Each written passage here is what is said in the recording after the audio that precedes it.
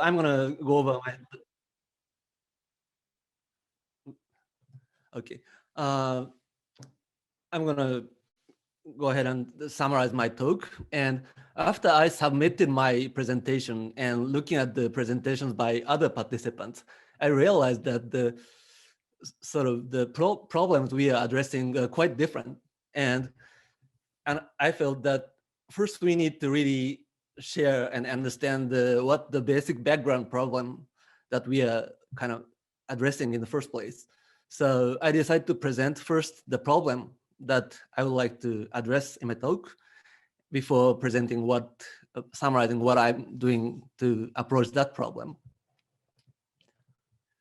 So our everyday environment is filled with unexpected events and intricate problems. And it might be useful to think about like computer and machines. For example, a machine can play chess to beat human players, but the same machine or robot cannot harvest food in the unknown environment, which of course even a single-celled organism is capable of doing. And I wonder why.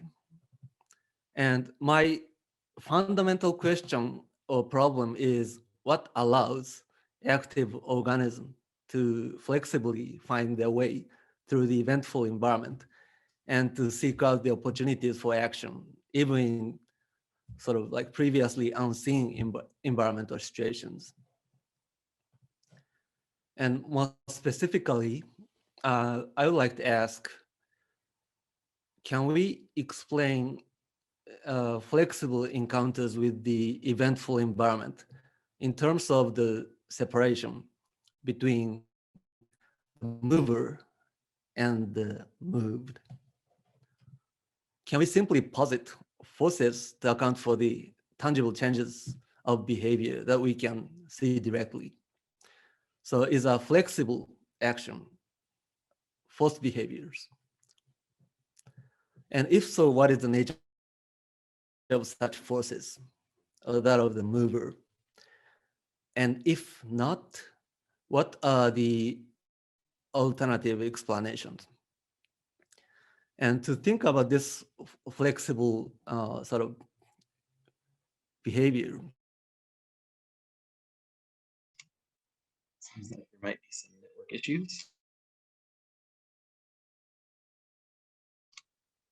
One thing we can do is actually move to a different speaker if you think that that would be, so we don't run out of time. That would be okay. Tanaka sensei, would you be willing to step in and do your presentation? Yeah, okay. Okay, so Nonaka-san is down. Nonaka-san's network is down. Okay.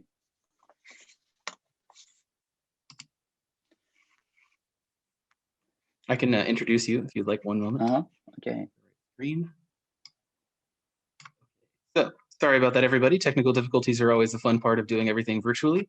So I'll now introduce Shogo Tanaka, and then we'll loop back around. Right. So Shogo Tanaka is a professor of psychology and philosophy at Tokai University in Japan. He's primarily interested in phenomenology and psychology, and more specifically in clarifying the theoretical foundations of psychology from the perspective of embodiment. Being inspired by the ideas of Maurice Merleau-Ponty, the topics of his published papers encompass a broad range of issues, including body schema, body image, skill acquisition, embodied self, social cognition, theory of mind, and intercorporeality. All right. Thank you very much for agreeing to step in and helping us out. I'd love to hear your. Well, thank you for your kind interaction. I'm Shogo Tanaka from Tokai University in Japan. And well, can I share the screen? I would like to use my PowerPoint. Yes, I made you a co-host. You should be able to do that. Okay, thank you.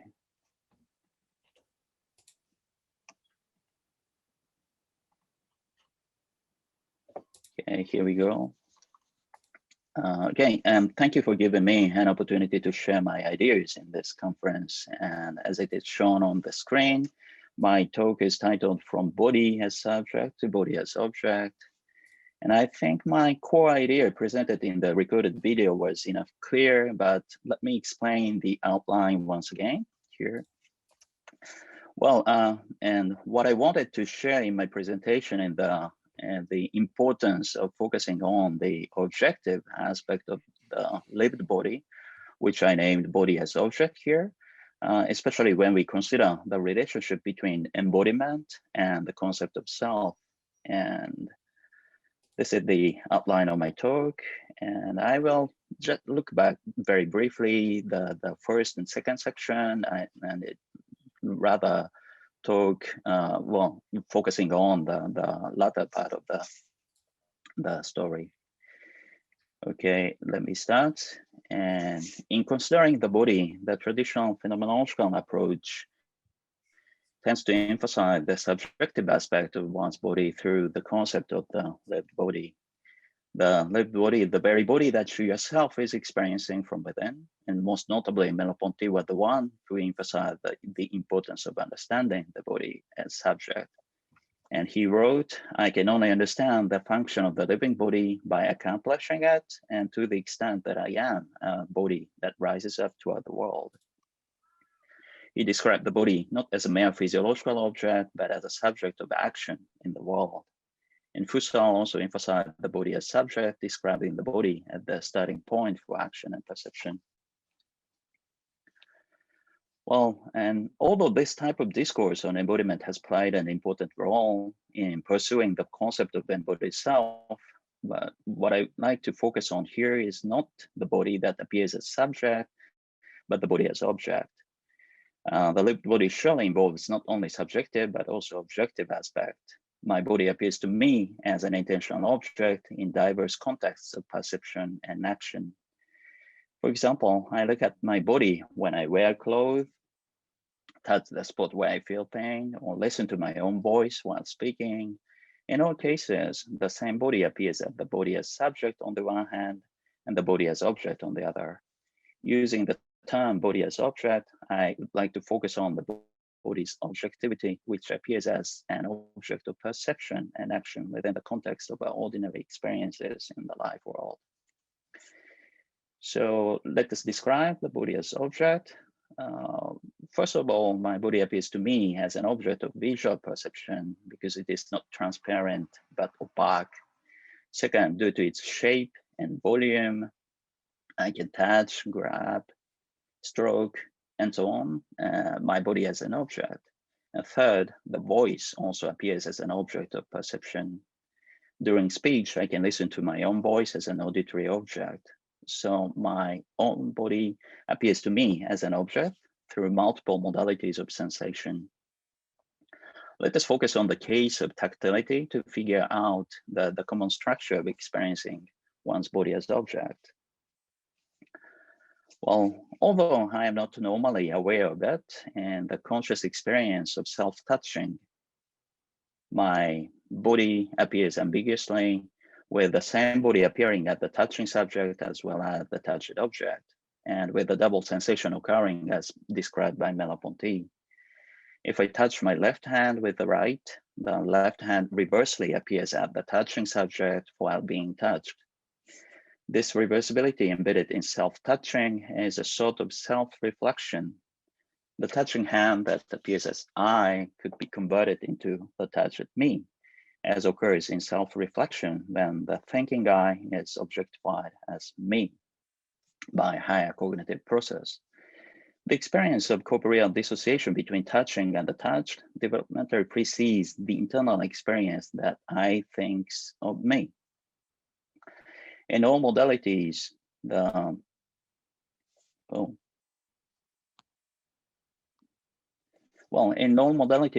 body is experienced in a self-reflective manner, such that the body as subject perceives the body as object. As proposed by William James, here lies the corporeal basis of the classical distinction of the self, which is I and me. I, the self, as the knowing subject, and me, as the self as known object. As seen in the case of inner speech, which was traced by Vygotsky, through the developmental process, the dialogue between I and me, or between body as subject and body as object, gradually achieves its abstract dimension until it culminates in the form of I think of me in self-reflection. Well, one knows that the same body that appears as an object of perception and action for oneself also appears as an object for others. To articulate a further question involved here, let me examine the problem of body image. Developmentally speaking, it takes 18 to 24 months after birth before infants can recognize themselves in the mirror.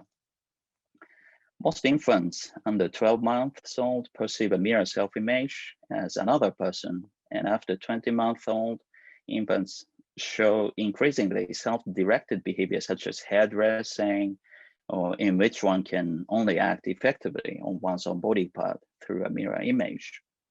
At this stage, infants might be aware that the body they visually perceive in the mirror reflects their own body. And finally, at around 2 years of age, the whole body image seems to be formed in infant's mind, and they come to know explicitly the correspondence between the body in the mirror and their real body. Well, however, from a phenomenological perspective, the problem of visual perspective should be further explicated, I think. To achieve mirror self-recognition, one must know how one's body looks from an external perspective, which is impossible as a matter of fact. For example, compare the self-portrait drawn by the philosopher Ernst Mach and the ordinary body image drawn by a student. And here are the figures. If we insist on a precise visual perspective from which to view one's own body, there would be no other way for Mach to illustrate himself than the one he used. Although one cannot achieve an actual viewpoint that would allow one to illustrate one's body as in figure 2, like this, the whole body image is somehow held in the mind and matched with the body reflected in the mirror. In other words, one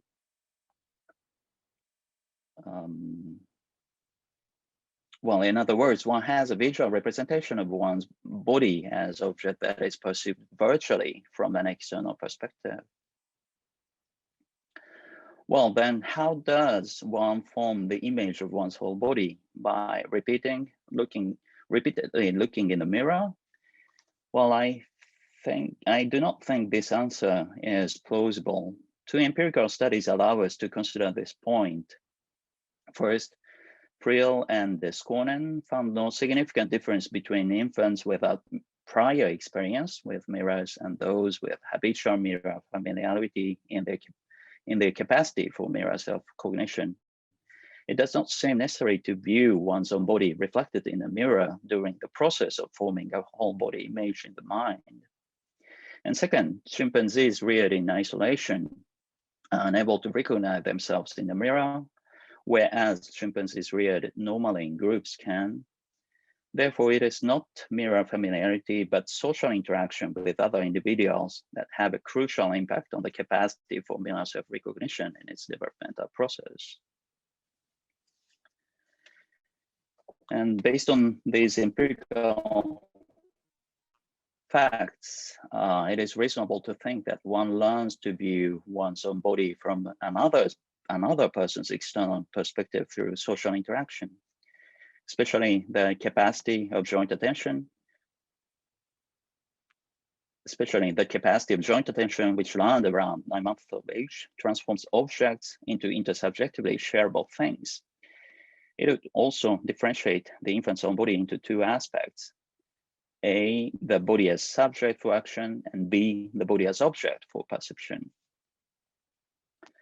Well, however, knowing that one's body can be perceived as an object from another's perspective does not imply that one can picture one's body in the mind as an integrated whole.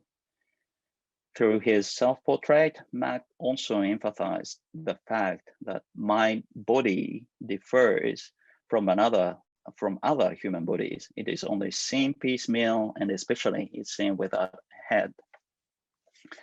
Well, even though infants notice that their body can be located in an intersubjective world shared by the self and others, their initial body image would not be accompanied with an explicit image of their face. The last piece in forming one's whole body image is to recognize one's face in the mirror at the very face that is seen from the other's perspective. The visual representation of me becomes complete when one learns to look at one's face through others' eyes. Well, so as Paul Schilder considered in his classical work on body image, one's body image is informed and influenced by others in interaction. On the one hand, through looking comparatively at others' bodies, one grasps one's appearance as different from that of others in terms of height, shape, gender, skin color, and hairstyle, and so on.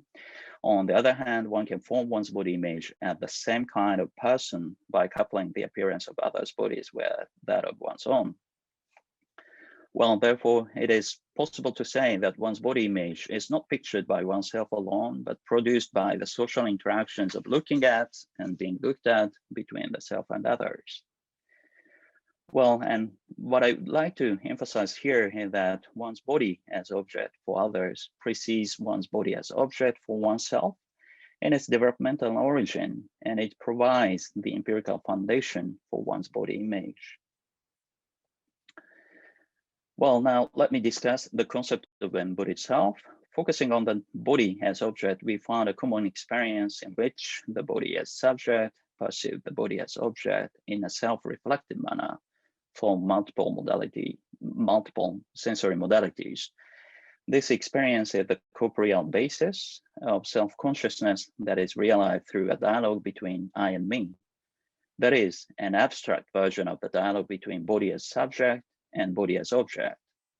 In addition, in examining the developmental process of body image, the presence of the other person in embodied interaction with the self was found crucial for the constitution of the body as subject, object.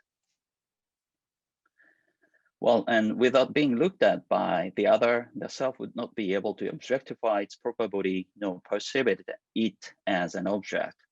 The same would be almost true for tactility and audition. If the body were not touched or the voice not listened to by anyone, the self would not be motivated to confirm its own body as an object to touch or its voice as an object to listen to. The body as subject would lose the opportunity to perceive the same body as an object, and hence the self could not be fully self-conscious. The self would remain pre-reflective without being given a moment for self-reflection. Well, in relation to the past discussion on the embodied self in phenomenology, there has been a kind of tendency to emphasize the concept of minimal self, like the people like Sean Gallagher and Dan Zahavi, which is embedded within the stream of conscious experiences. When a conscious experience occurs, that experience always involves a subtle sense of my experience. Whether or not the subject of experience becomes explicitly aware of this fact, the pre-reflective sense of self is always built into the basic structure of all experiences. Well, I will skip this quotation, but Dan Zahavi writes like this.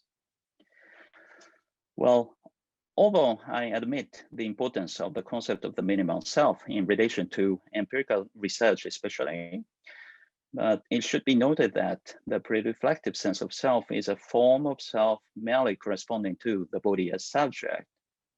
By extending the discussion to the body as object, we need to explore a full-fledged concept of the self that includes its reflective aspect.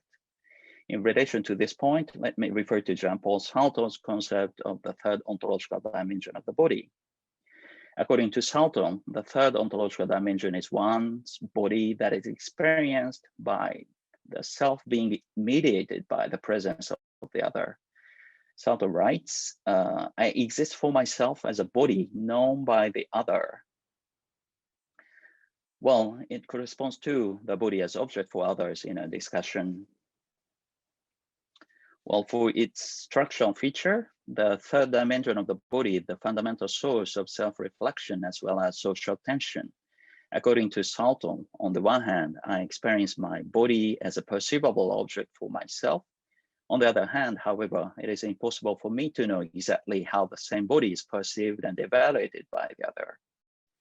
Although I experience the presence of the other subjectivity, it is not possible for me to know its content, its exact content. In this regard, the other subjectivity is simply beyond my own. even though it is my body as object escapes from me into the realm of otherness. Well, thus, it is possible to say that the body as object is a place of intersubjective negotiation where the self-reflection and the other's perception encounter with social tension.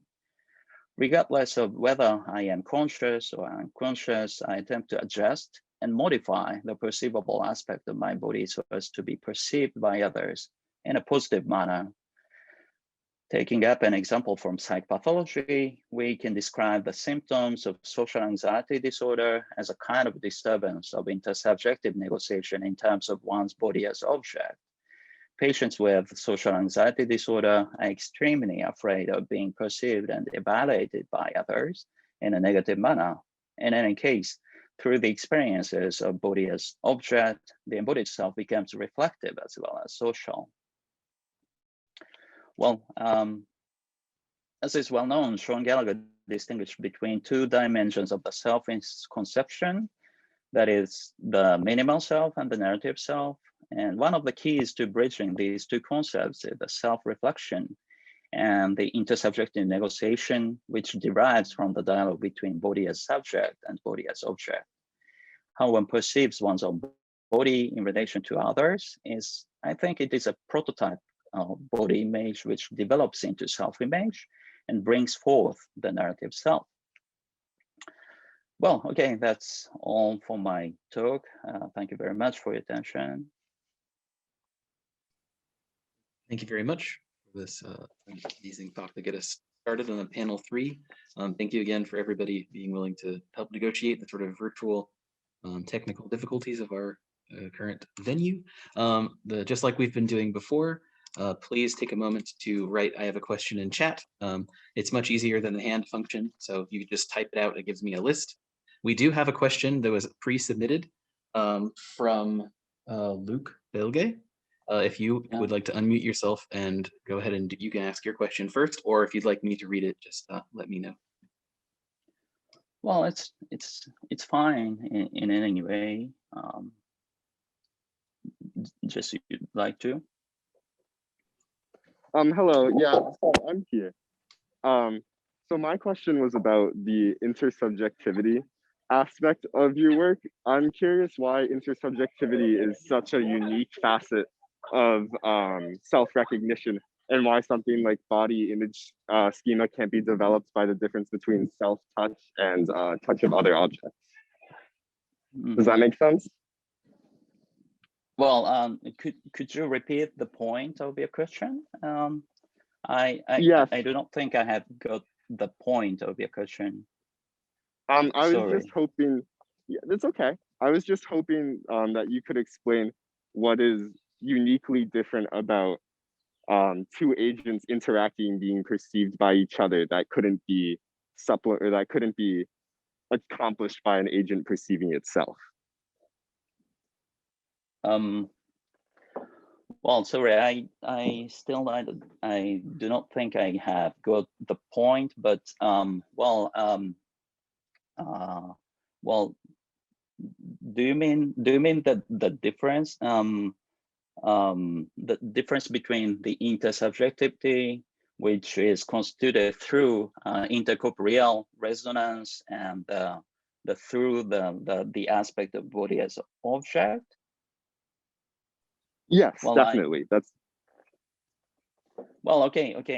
Well, what I described through this presentation is the opposite side of the intersubjectivity that have been developed in phenomenology, I guess. That, well, for example, Merleau-Ponty emphasized the intercorporeal resonance between two bodies, between the self and the other, in describing the phenomena of intersubjectivity. But Salton went the opposite way, that when one's body is perceived by other person is a very important moment of intersubjectivity, and the body image is playing a very important role in that end.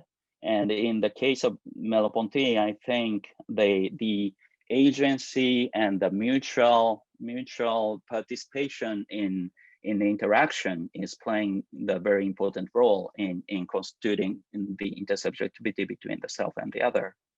Well, do I make sense? Yes, that makes a lot of sense. Thank you. Well, Yeah, thank you. Thank you for asking. Thank you for the wonderful question and response. Our second question comes from Tony. Hey, Shogo. Hello. Hi. I partly in your answer to that question, you've addressed my question. I was going to ask, because I know you've written a lot about intercorporeality, and I was going to ask you to address the subject of today's talk in terms of that, especially with respect to Sartre's claim that basically the content of others is in some sense inaccessible or invisible to us. Well, okay. I'd like to answer by the idea of ambiguity of the otherness, that when we encounter other people through, well, or in the context of mutual interaction, as was described by Merleau-Ponty, the other person appears as a kind of transparent being, but well, when you encounter with others in a completely new in a new scene, without having any common social context, the other person would appear as someone you cannot really know what's it's well okay, let me change the way to answer.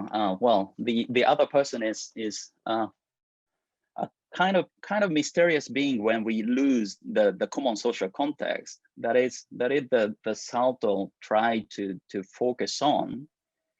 And Merleau-Ponty was describing the intersubjectivity in much milder way, that he states that we are interacting with each other as two social agents. But in the way Salto described the social scene was that we can even encounter the other person without knowing any background of that person. In that case, we cannot know exactly what mental contents is really within that other subjectivity, and it is something that provokes a kind of tension inside our body, and it is totally the opposite way of the intercorporeal resonance will occur in the social encounter. So I just wanted to describe in this presentation, I just wanted to give some account to the opposite end of the story to Merleau-Ponty. Thank you. I'm still trying to understand intercorporeality. So thank you for your answer and your paper. Well, thank you for your question. Thank you for your question. Yep, thank you very much. We'll have another question from Professor Froese, please. All right, thank you. Hi, Shogo. I guess it's more of a comment following on from the previous question, and it has to do with explaining how we perceive ourselves in terms of others. There's a few groups here at OIST setting up cephalopod labs, so working with octopus and squids and cuttlefish and so on. And they're quite a hot topic at the moment because they have, some people claim they're conscious and they're quite intelligent and so on. And one of the things that they seem to be able to do is pass the mirror self-recognition test. So if you somehow manipulate them, they will be able to tell that something happened to their appearance, or they will play with their image on the mirror and so on. And then the weird part about it is that it seems like they're completely solitary animals. So especially octopus are, live pretty much by themselves their entire lives, apart from reproduction. So it's weird. Why should they be able to, pass the mirror test if they're not relating with anyone else at all? And then we were starting to think about something that you also mentioned in your presentation, which is that, we want to change our appearance to others. And then, of course, it turns out that the octopuses are great at this, they have camouflage. So they camouflage themselves in order to not be detected by their prey and their predators. And they do this in a very, very flexible way. So it seems like, maybe after all, it is a social matter after all. It's just that we haven't really thought about using camouflage in that sense. But anyway, just a comment if you have any ideas on this topic. Well, yeah, thank you for asking me. In the mirror test, there is another aspect of when I know other animals which can pass the mirror test, like octopus, one of them, but as far as I see, when I actually saw the Japanese monkey has passed mirror test, and I was there when they are trying the mirror test. But the difference between the monkey and the human infants was just monkey was trying to just combining the visual aspect and their proprioceptive aspect. So it was just a test of they are able to match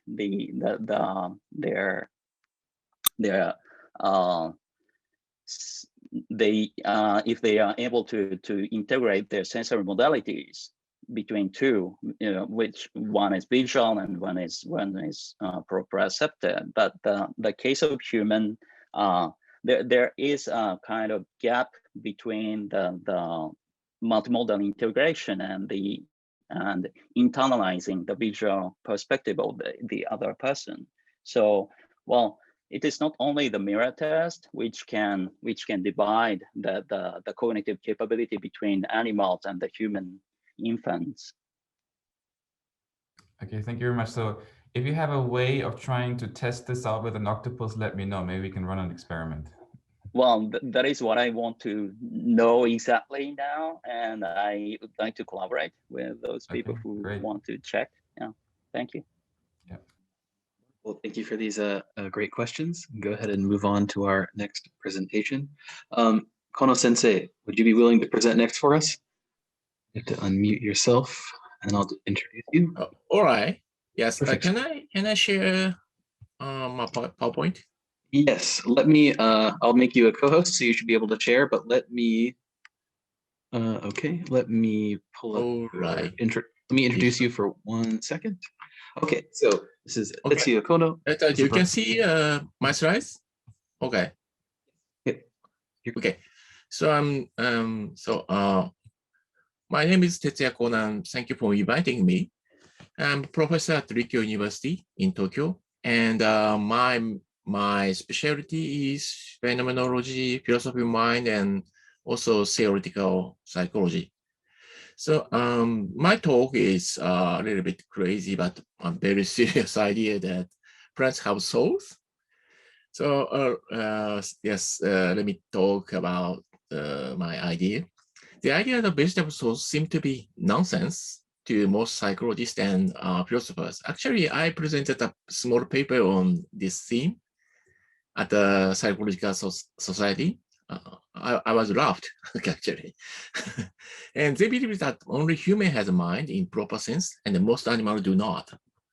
Not mentioned to plants. However, they may still be caught by Cartesian concept, which separates the mind from life and body. So what we call the mind cannot be separated from the life, and life is immersed in the environment. This is my idea. All of our activities are embedded in our surroundings. In such case, it is better to think of our body as a jellyfish in the ocean. So our body is a type of dense fluid rather than a rigid body such as mass of iron. So this image of the body can give us a different conceptualization of mind. the flow of body fluid in the water rather than ghost in the machine. The mind is a particular self-organization of the rhythm of such fluid body. So although it is forgotten in modern philosophy and psychology, it is common knowledge that for Aristotle, plants have also have a psyche. So psyche, according to Aristotle's definition, is a form of natural object that has a life in its potential state, and the psyche is a self-purpose function inseparable from the body, and psyche is therefore the essence of life and the efficient cause animating it. So Aristotle's concept of psyche does not include the connotation of inner consciousness or privateness that modern concept of mind implies. Aristotle has never such a notion of privacy of experience, nor the incorrigibility of the mental. Psyche refers to the observable force. The stages of psyche includes plants are capable of nourishment. Maybe everyone agree this. And also animal has a capable of movement, and they are sensitive. And only human has reason that is news. But as I said, plants also have a nutritive soul in a soul. However, animals not only do so, but also move and perceive. Humans do all of the above reasons. It is worth noting that Aristotle do not separate life from mind in living beings. So this is Aristotelian pictures. So okay, I just mentioned Japanese concept of plant soul. Skip this. So putting classical thoughts of Aristotle and Japanese thinking aside, we must consider that plants have recently begun to be considered as being capable of sensing, calculating, choosing, learning, and memorizing on the basis of decades of scientific experiments. The latest botany teaches us that the capacity of plants is much richer and more complex than previously supposed. The soul of plants are not only nutritive, but also active and intelligent. In my talk, I will examine whether it can be claimed that plants have a soul or mind, I don't know, from the viewpoint of contemporary philosophy of mind. I also consider a type of difference between animal mind and plant soul in focusing on the problem of what perception is, as well as its relation to body movement. So many contemporary philosophers, psychologists, and cognitive scientists seem to be implicitly caught by Cartesian framework of mind, although few might believe that in material mental substance, but they presuppose that mind can be identified independently from the environment, the body, and its behavior. And that only those who have nervous system are able to have mind, the capacity to capacity to experience the world. So philosophers have discussed only the minds of animals but they should also seriously consider the capacity of sensing, communication, and intelligence of plants, not merely those of animals. So I talked on the video that the example of plant soul, and I must skip these slides, but I just introduce first one. Plants have soul in the Aristotelian picture, as I said. Contemporary botanical studies teaches us capacity of plants are much richer and more complex. According to these studies, soul of plants are not only nutritive, but also active and intelligent, as I said. Recent research has discovered previously unimagined abilities, sensing, memories, communication, and intelligence in the rival plants. So the representative botanist of recent studies, Mancuso, he said, are plants intelligent? Do they solve problems and communicate with the surroundings, with other plants, insects, and high animals? On the basis of decades of experiment, plants are starting to regard it being capable of calculating choice and learning and memory. So I just mentioned, okay. So, sorry, the soul mind is expressed in the way of the body is. The features of plant's body can be defined by sessile and modular body. Sessile means that, all plants are immobile, have no means to self-locomotion. They also construct a modular body without individual organs, while all animals, including humans, are endowed with unique organs. A plant body is composed of interchangeable parts with no organs that carry out separate functions. Animals, on the other hand, have unique organs that render the entire body in the divisible system. So animals live by movement. They move for the purpose of nourishment, escape, and reproduction, something like that. And plants live by spreading out. A plant's body have a very high ratio of area to volume and grow by spreading out instead of moving around. The body of plants and the strategies they use for survival are very different of those animals. So I skip this. So I mentioned plants vision, plants smell, okay, and plants touching, and plants hearing. They listen. They react to the kind of air vibration, and there is a kind of phonotropism. So they also communicate in a different way from ours. And memory. Yeah, okay. There is a kind of because Venus flytrap do not respond when touched alone, but they close when touched within a certain period of time. So okay, please watch the video and maybe check the reference book that I consulted. So, so that's Mancuso, the botanist notes that intelligence is not a term commonly used when plants are discussed. However, I believe this is an omission based on not on the true assessment of ability of plants to compute complex aspects of their environment, but solely reflection of sessile lifestyle. If the characteristic of animals are self-locomotion and nourishment from other living things, the distinction between plant sensing and animal perception should also reside in these characteristics of self-locomotion. And Aristotle states the ability to perceive is only closely related to that of moving and acting, especially toward exterior object.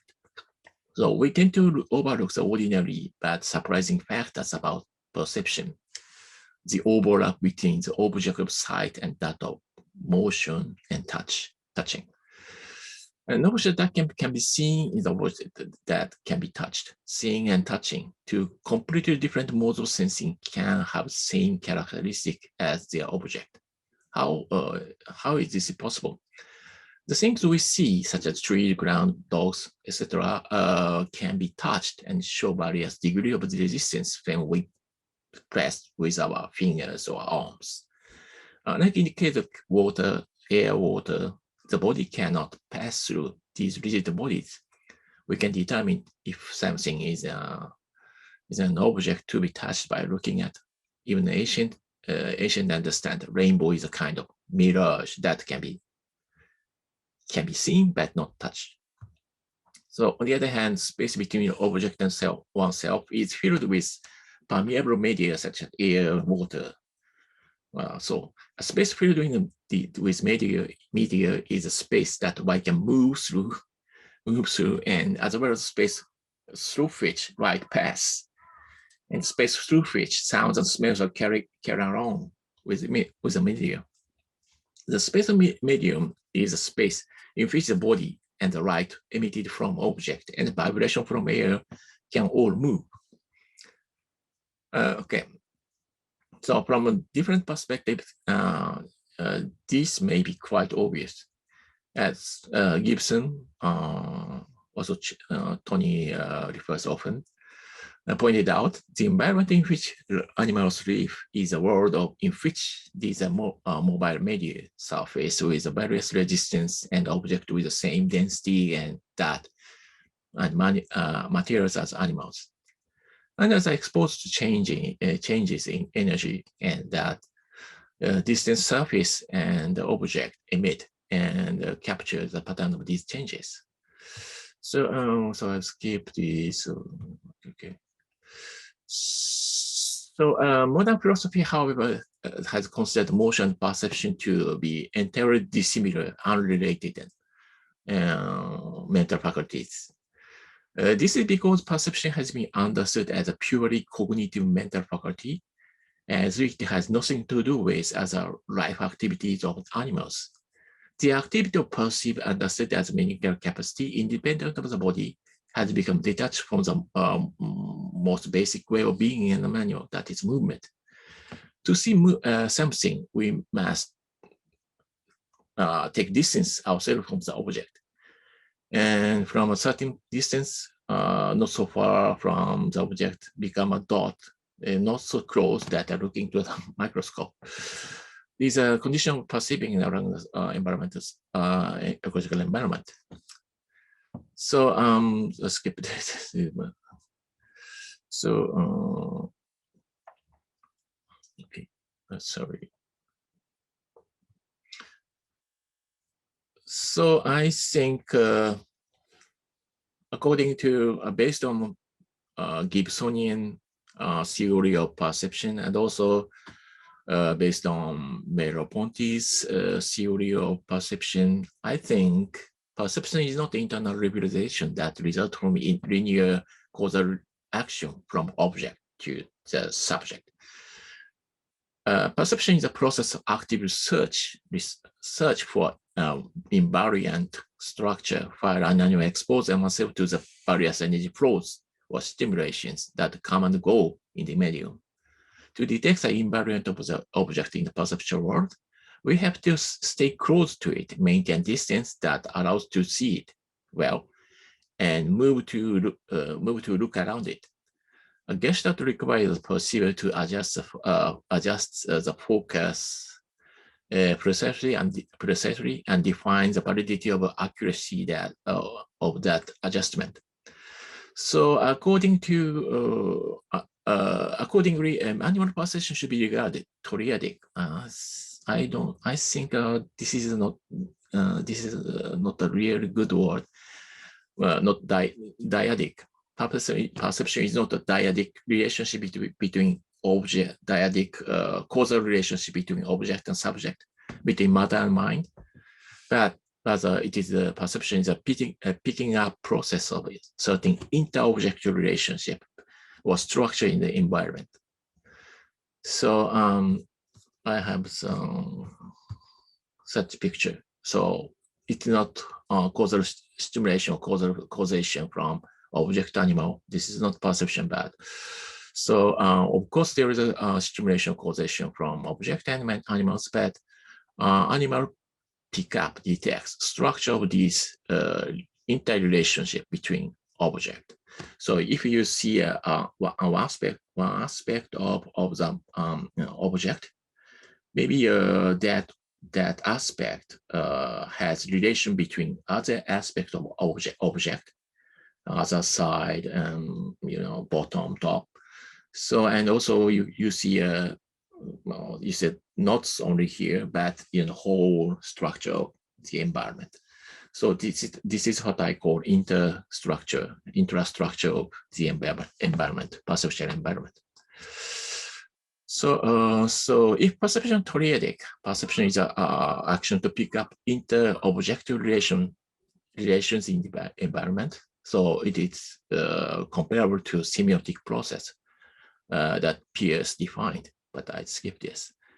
So I go to the conclusion, considering recent experimental results of botany, zoology, and ethology, I believe that we cannot separate mind or soul from life. Going forward, we should hold an open definition of mind and soul and take seriously the continuity between animals, humans, animals, and plants.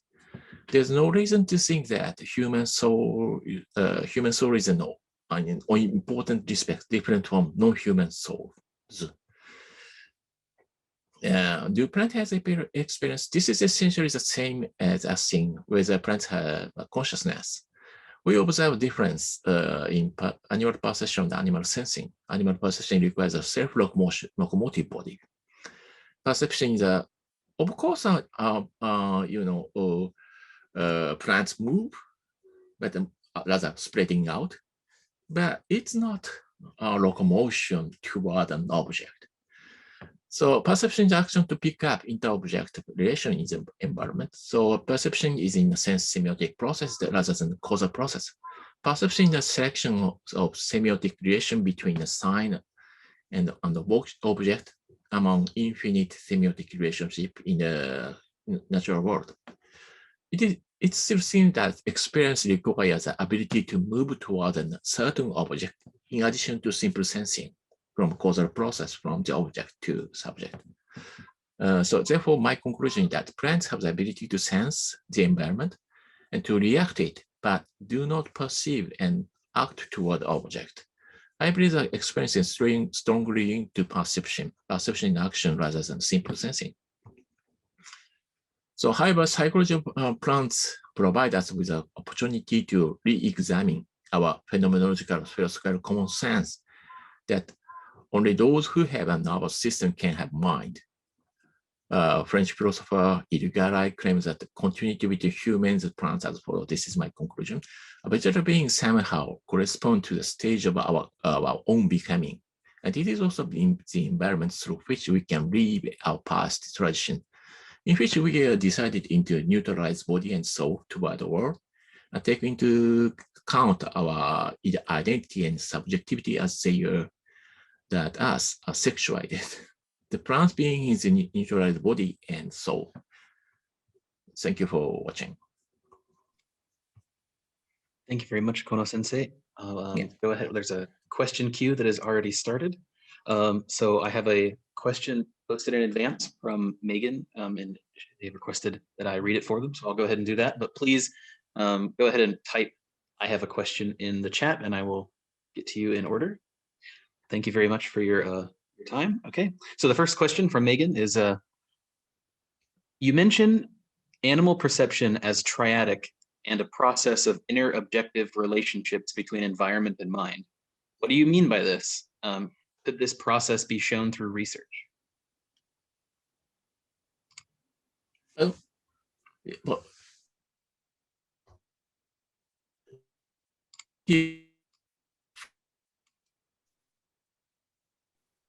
Must be encountering some different activity issues. One moment. Kono-sensei, can you hear us? Okay. Excuse me. You are freeze. So sorry about that. Go to here. I will type the question in the chat. Sorry about that. All right, can you hear me now? Yes, now. Yes, okay, okay, perfect. So now. This is a question from Megan. Yes. You mentioned animal perception as triadic in a process of inter-objective relationships. Okay. Yes. Yep. So the question is, what do you mean by this, and how could this process be shown through research? Okay. Yes. Just my conception of perception of triadic means simply based on, as I said, on Gibsonian theory of perception. That, as I explained, that environment, that one aspect of environment has relationship between with other aspect of mind. So, for example, I see my computer in front of me, but there is a other side of computer. and also, the bottom of computer. That is I see this aspect only now, but this my vision in front of me have a relationship with other aspect of environment surrounding me, that other side, and maybe the back method. So all has a kind of relationship, one aspect of relationship with other aspect. So toriadic is not so good word to express this relationship. I would like to say as an interrelationship between environments, but maybe structure is more the good word to express this idea. So that's it. Yeah, thank you. If you want to respond, Bing, and that's okay, but we can go to the next question. Yeah, thank you. That helps clarify. And my other thought just was, how could you show the process of what you were talking about through research methods? Okay. Yeah. That's okay. It's not so that idea maybe ambiguous and maybe a bit vague, but just based it on Gibsonian psychology. So okay. Maybe according to Gibson, James Gibson, to perceive the environment is to detect the structure of the environment. So the environment surrounding us has a, for example, light has it's not simply one-to-one stimulation, but between light there is a kind of structure. So this structure teaches us what environment is. So so rather we have to think of the structure or kind of form or some gestalt of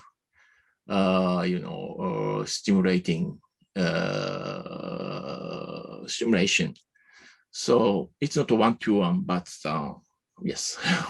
So I repeat the same word, maybe a structure of the environment. Awesome, thank you.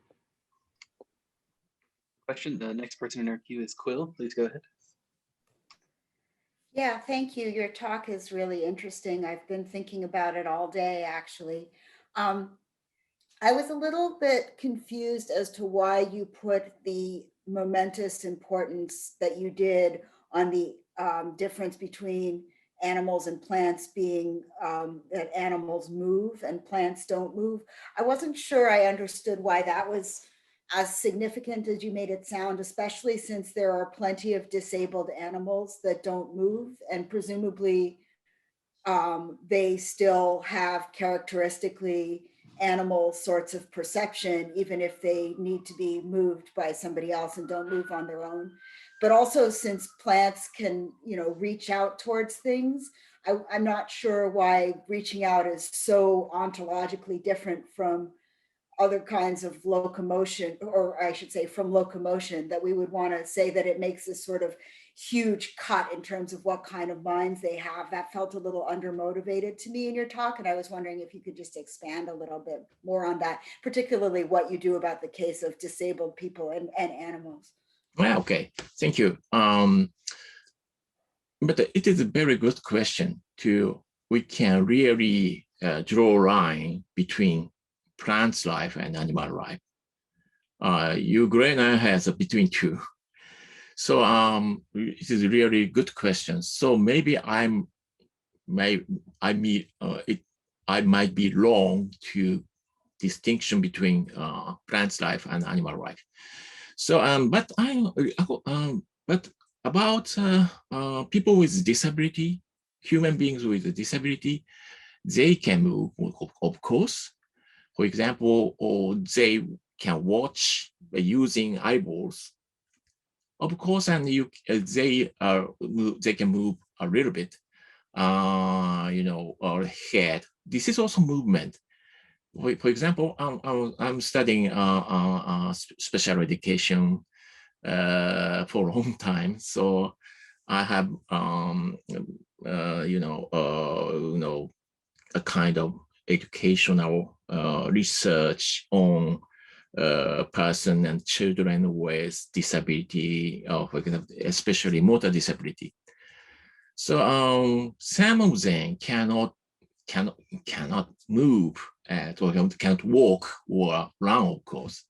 They are on a bed.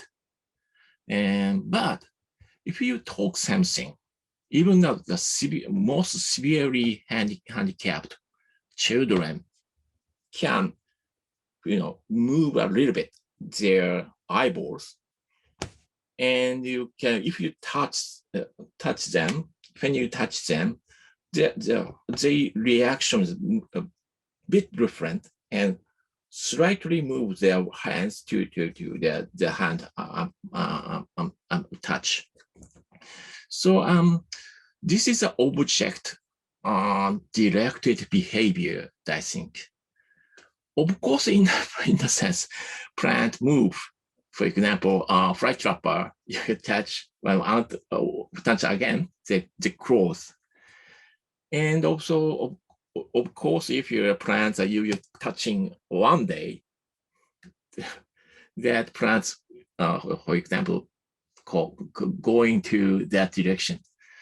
So I must say, even the most severely disabled, motor disabled person, they move towards object. So, but about the difference, separation between plant life and animal life, I must reconsider this once again. So yes, this is on the way of researching. This is my answer. Oh, you're still muted, Quill. Sorry. Sorry, it's being difficult. Yeah, I mean, that kind of minimal movement that you're talking about, like turning your head or reaching out or moving your eyeballs. I mean, plants can do that much movement too. I thought the issue was locomotion. Yes. So, I mean, I think you should just go for the stronger conclusion and say that there's no big ontological difference there. That's my suggestion. Okay, you may be right. You can. I must reconsider this. Yes. Thank you. Yeah, thanks for the wonderful question. And then we have one more from Danny. Go ahead and unmute yourself if you'd like to ask it.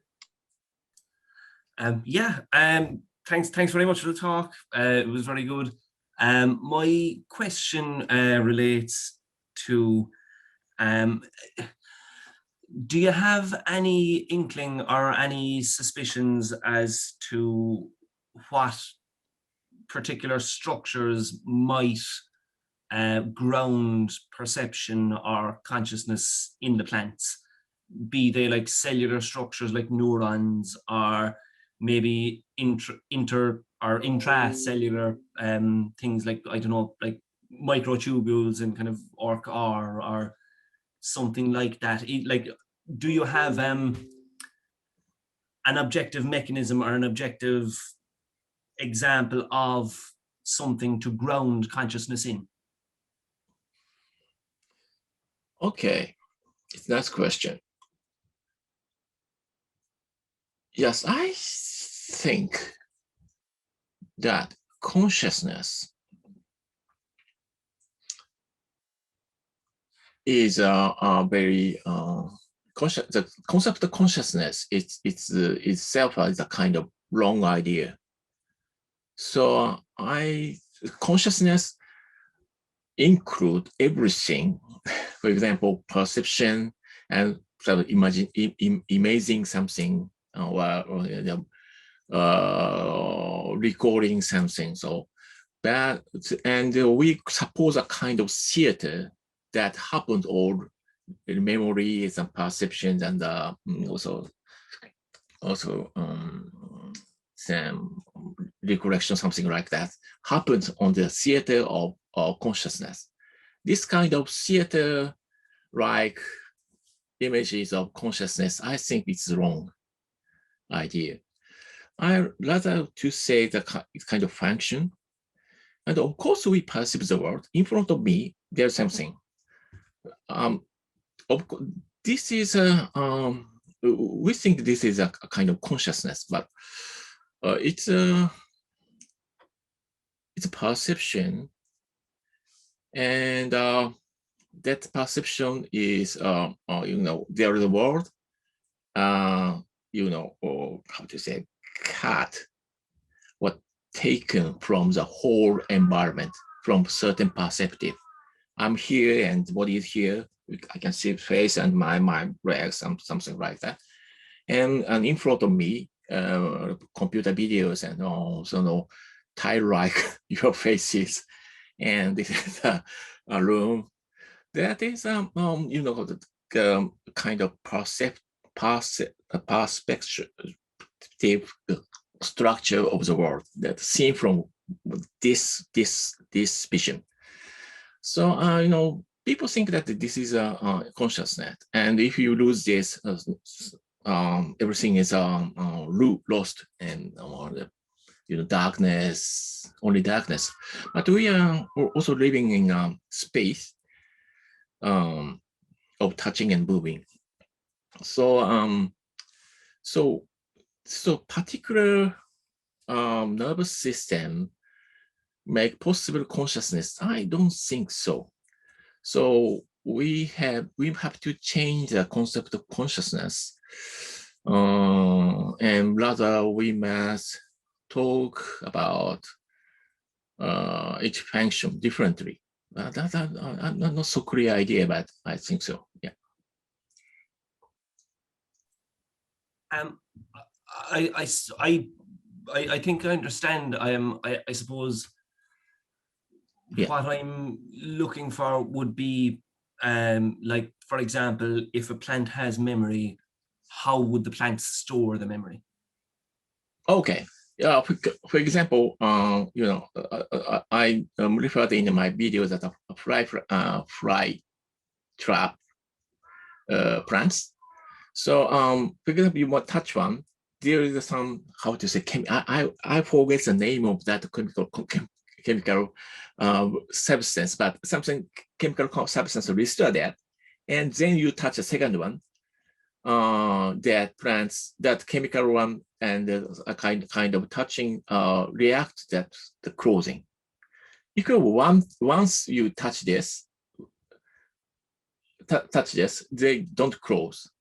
So it's a kind of it's not but it's a so-called human memories in the brain is also a kind of same process.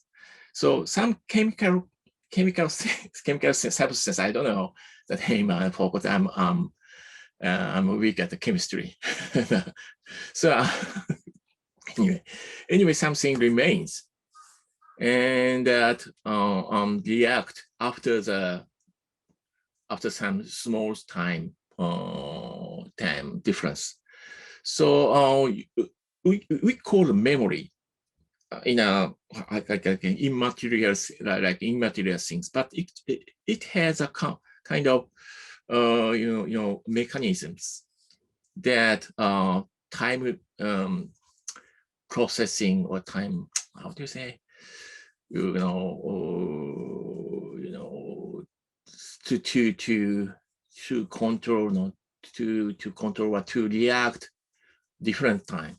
So you can imagine that a very different system to react according to different of time. That we call it memory. So long-time memory, short-time memory, psychological concept about exists in according to about memory. But I think the memory itself, it's a too big idea. Too big. So for example, you learned how to write your alphabet. This kind of one is also memory, is like a habit. But your so-called narrative memory is very different system to holding the past experience. So the memory, that is a too big word to include very different phenomena, very different systems. So that is my yeah, that's how to say, yeah, answer. Thank you very much. I'm rather a particularist. I'm maybe in a Wittgenstein stream of philosophy. Yes, my teacher was Wittgenstein, so I'm relying on this. Yeah. Thank you for the wonderful questions. We'll have to pause there's some discussion in the chat, but I encourage you to stay after so that we can open up the forum for discussion that we have to move on to the next speaker. So thank you very much, Kono-sensei. Thank you for listening. Of course. Nonaka-sensei, I know you had technical difficulties earlier, but would you be willing to give it another shot for us? Let's see. Get you unmuted? Yeah, is it okay? Yes, sounds great. Okay, so I'm sorry about the difficulty, the network problem. So I think so first I shared my problem, which is what allows active organisms to flexibly find their way through the eventful environment and to seek out the opportunities for action even in previously unseen situations. So my problem is really the flexibility of behavior of organisms, including humans. And to address this question, so I showed 3 concrete examples. So I'm not a philosopher, but I'm a movement scientist and psychologist. So I kind of took the concrete examples to address these questions. And first, this skill of a mouth calligrapher. He had tetraplegia, but he's also a professional calligrapher. And my question is, what has been the development of his skills, development of? So what I did is I asked him to write repeatedly the same character many times and measure the movements. And it turned out the movement, even he writes very consistent characters, movement varies each time. But if you look at the level of not just the body, but the tool body environment system, and if you look at the relation between the tip of the brush and the paper at different phases of writing, you see kind of certain invariant relations between the tip of the brush and the paper are maintained across trials, but the movement varies. So that means the across trial variability of the movement is not something like a noise added to the ideal pattern of movement, which in turn implied that the development of his skill has not been the development of movement pattern per se, and consequently not of the development of the program of the movement pattern. Rather, the results suggested what developed in this flexible control of movement. What developed in his skill is the flexible control of the movement to maintain certain relations between the tool plus body system and the environment at different phases of writing. And next one is the skill of anticipation. I showed the anticipation skill in stone knapping.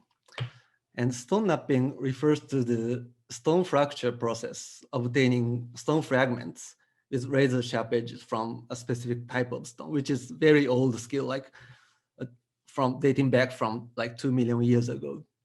And archaeological evidence suggests that even in the very early instance of stone knapping, there's evidence that each strike to detach fragment is adjusted not only to the detachment of the single fragment, but also to provide the opportunities for further future detachment to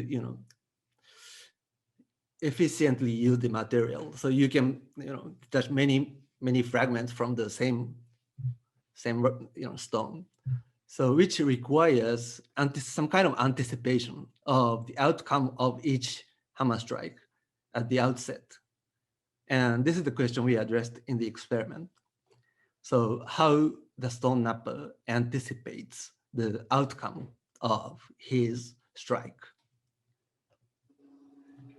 And we asked, we invite replica craftsmen of stone tools and gave him a flint core, and asked him to draw the sort of outline of the flake that he anticipates that would come off with a strike, and asked them to go on to detach the flake as they anticipated. And it was found that there is a kind of lawful regularity in the fracture mechanism is called conchoidal fracture. And there's a lawful regularity in conchoidal fracture that exists independent of the actor between certain parameters of the surface geometry of the stone around the point of percussion and the size of the flake that will come off and the kinetic energy at impact required to initiate fracture for a given size of flake. So this exists independent of the perceiver actor. And what they did to anticipate the outcome is just to participate in this relation. So anticipation in this control of stone flaking was more like a perception of inevitability. So done by attending to the informative features of the stone that specify the lawful regularity of this fracture mechanism. In other words, anticipation here is actually the activity of perception to hunt for the information about the inevitability of the environmental event in which the actor can potentially take part. So it's a skill of sort of participating in the lawful regularity in the environment. And third example I presented was the skill of wheel throwing in pottery. So in anthropological literature, it has been said that human technological tradition consists of information stored in human brain that is then passed on to other individuals through social learning. So this is the metaphor of so-called cultural transmission, named after the genetic transmission. But I wonder if a mental library of sort of past solutions would work in an ecosystem that is continually changing. And from this cultural transmission assumption, if the information about technological skill is copied between individuals, then not only the final shape, but also the process of formation should resemble between one another. So we looked into the shape of the ceramic vessels produced by potters from the same workshops in India. And we also looked into the sort of process of morphogenesis, giving rise to these traditional shapes. And we constructed a so-called shape space, whose axes are the principal components derived from what is called elliptical Fourier coefficients that characterize shapes. So it's the location in the phase space presents what kind of shape it is. And this is the final shape, distribution of final shapes of vessels produced by each potter participated in the experiment. And the same colored square are the shapes produced by the same potter. As you can see, there's a slight individual differences in the shape. Even these vessels are mass produced for the common market, and those craftsmen are unknown craftsmen. But if you look at the process behind, sort of process of formation behind giving rise to this final shape. So this dotted square is the previous figure of the final shape. So it's only the small region in the whole space of morphogenesis. And the colored circles are shapes at the beginning of shaping. As you can see, there are large differences among potters in the same workshop. And they converge toward the final shape, final similar shape, but they start from all over the place. And here I showed only one type of vessel, but this was true for all the type of vessels. We tested 5 traditional vessels, but this was true for all the vessels. So this evidence suggests that the rich opportunities are available that afford a variety of process of formation to reach the same final goal, and which are discovered by each individual potter, even when producing the same culturally specific vessel, and even within the same workshop. So which challenges the assumption underlying cultural transmission of skills. So going back to the initial problems I started with, I first asked, can we explain flexible encounters with the eventful environment in terms of the separation between the mover and the moved? And can we simply posit forces to account for the flexible behavior that we see directly? And these cases, concrete cases I just looked at seem to suggest no. And because in all these 3 cases of skill, there's no evidence of the unmoved mover behind the control. Instead, the manner of encounters emerged as the unfolding of the system, the perception and action of the organism person is a component part. And this in turn suggests that we should give sort of due consideration to the primacy of the rich resources of the environment, which organismic action is open to and is embedded in or can take part in. So that's it for my summary of my talk. Thank you. Thank you very much. This is very interesting. Just like we've done before, we'll take a little bit of time to respond to questions. Please type, I have a question in the chat, and we'll take a few, wait a brief awkward moment to see if anybody has anything to say. I'm being bombarded by my cat, so I'll try and stay focused.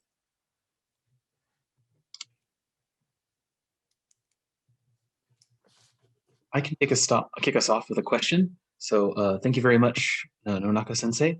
I very much appreciated your experimental sort of like viewing your talk and thinking about ecological principles and direct perception through your experiments. And I was wondering if you would mind like tying a little bit in with some of the other things we've talked about in this panel, with maybe trying to help. Oftentimes direct perception in ecological psychology is very hard to accept, especially from outside of the tradition. So there's sort of problems with like when you ask a question like, how could a plant have memory? You start with the idea that memory is something inside the head. And your experiment shows, especially with the pottery, but also the chipping of the rocks, that what's being shared between individuals is not like, it wouldn't be a master walking up to a novice saying, no, you need to hold the rock this way. But a master could detect sort of the kinds of actions they need to take by holding the rock. Like they can detect it in that environment. So what you're seeing is not the rock itself, but like you were talking about is this sort of, they call like law-like relations. We're getting into the ecological psychology technical terms. But I'm wondering, are these kinds of experiments, is there ways to use them to help us understand direct perception better so that philosophers can talk about them? Because otherwise I think we seem pretty confused, hard to approach.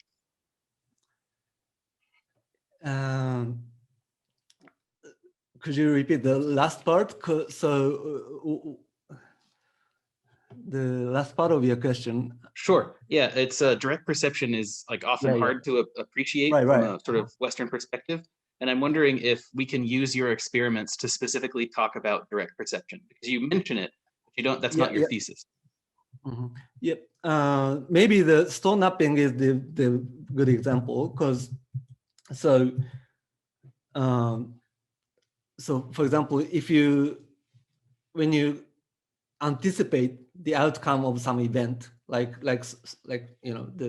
how the stone will come off from the fragment will come off from the stone, and because it has not happened yet, you kind of have to resort to something not in the environment. It seems that you have to kind of sort of assume some kind of process that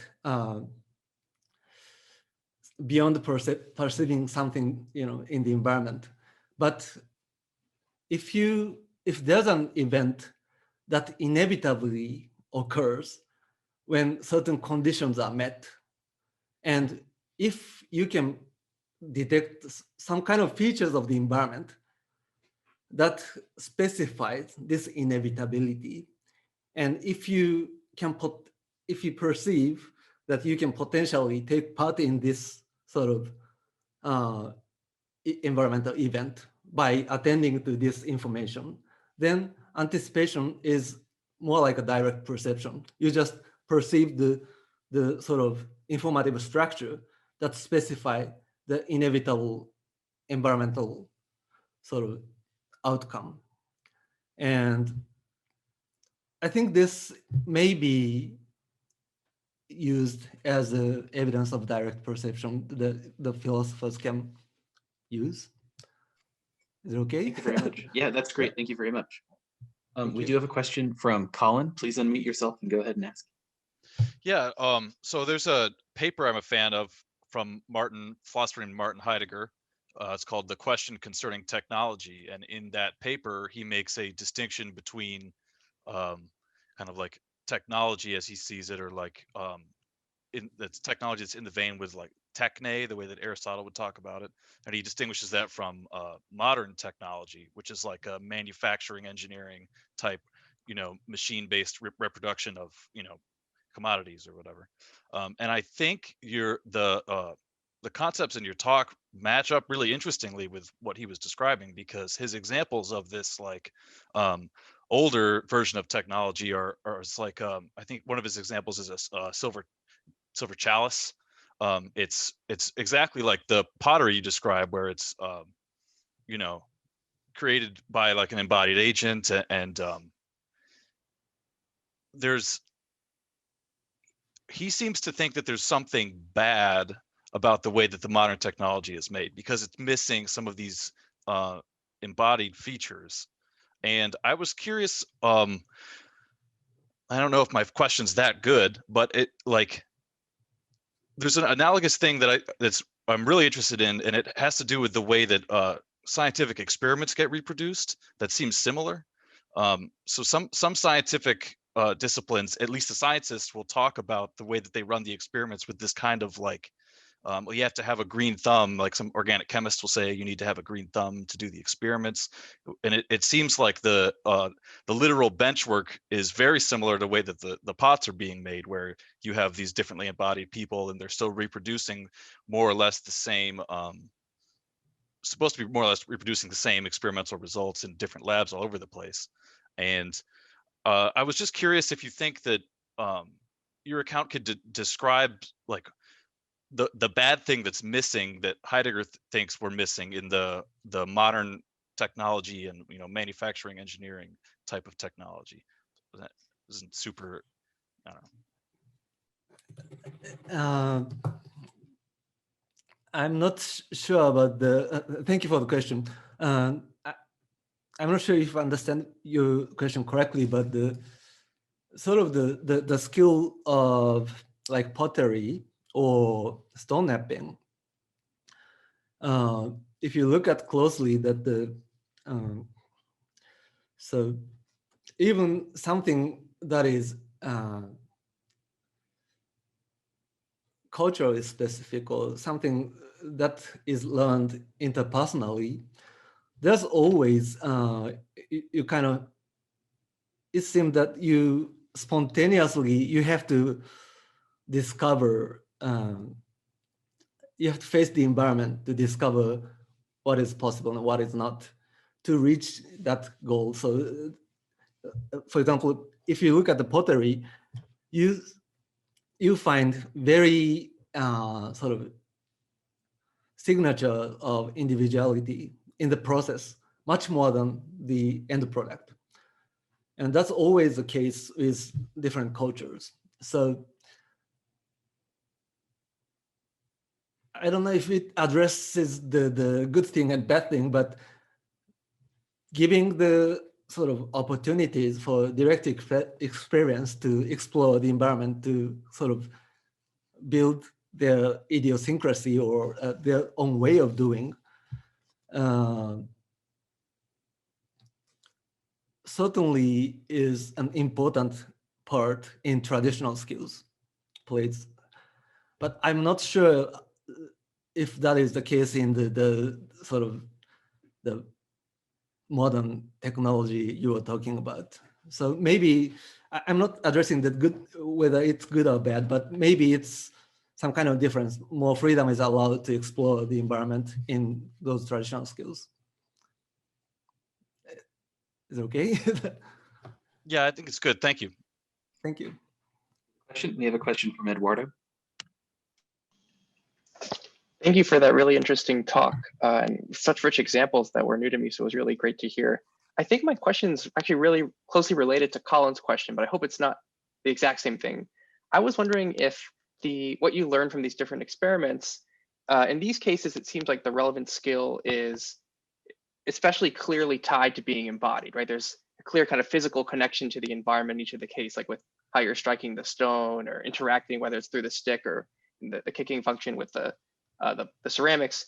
But I wondered if it also should give us reason to think that there's more continuity, less of a difference between these cases and other cases of expertise skill, where it seems like actually we should focus more on the kind of expert control as being an interaction with the environment, even when it's not as obviously a physical connection or the embodied component isn't as obvious. So I was thinking maybe this suggests that when we think about the expertise that mathematicians deploy when they're engaging in proof, that it's really important that they're actually doing it on the chalkboard as opposed to typing it out in some cases. So, and maybe you want to suggest that I'm missing some important differences between these two cases still, but I wonder if we should actually think of these as kind of the paradigmatic cases to then understand other forms of expert skill that seem less obviously embodied, or if the taxonomy kind of can be maintained, if that makes sense.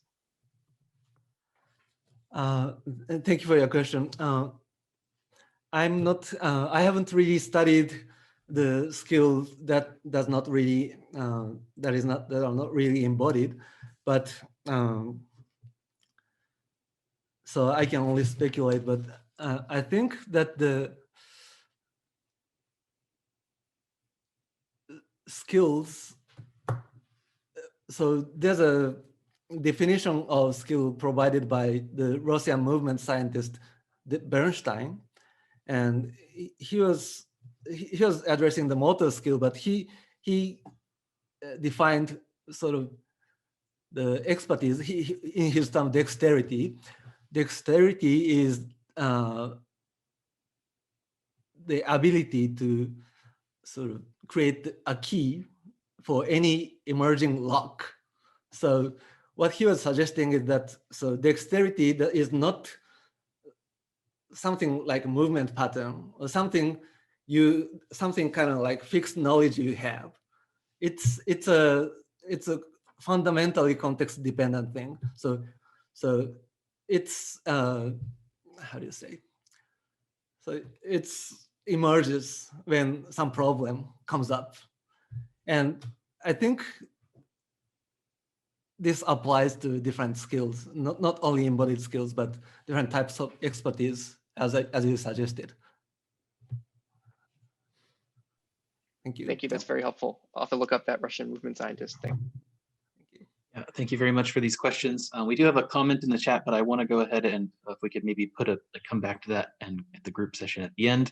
do want to remind everybody that we're running a little bit late, but that's just we're going pretty good on time, so we're not too bad. We'll have an option to hang out and talk a little bit afterwards.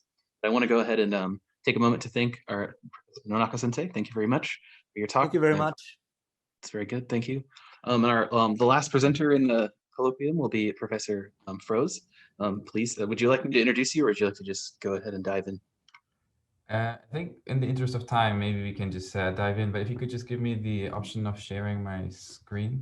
Absolutely. I'll make you a co-host, so you should be able to share your screen now. All right. So yeah, thank you for inviting me to this interesting event. Originally, I thought it was going to be something about a comparative perspective. So I originally proposed that I was going to talk about Aztec philosophy and how it's similar to enactive philosophy.